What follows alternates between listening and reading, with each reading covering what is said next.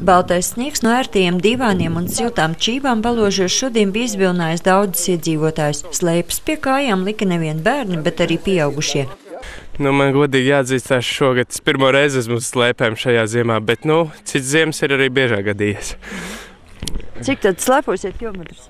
Es uz 2 aplīšiem šoreiz. Tas ir 4 kilometri.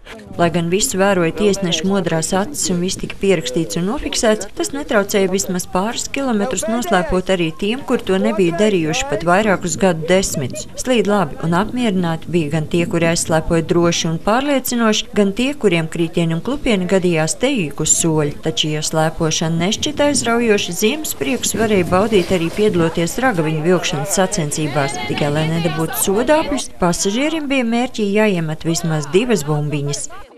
Vai tu bieži brauc ar ragaviņām? Un šogad ir tā ziema tāda forša? Jā, tikai nedaudz augst. Siltāk vai? Lai var pikoties. Cik senas tad jūsu attiecības, ja tā varētu teikt, ar ziemu, sniegu, slēpēm, slidām un ragaviņām?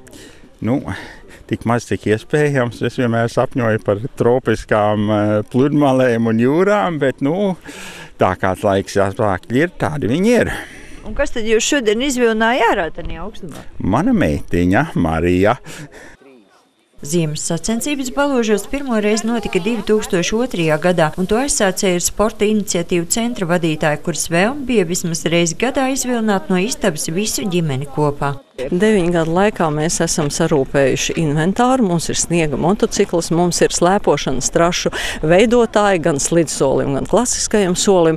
Mums ir inventārs, labs ragaviņu vilkšanai, un mums ir mazliet vairāk dalībnieku, un tas priecē.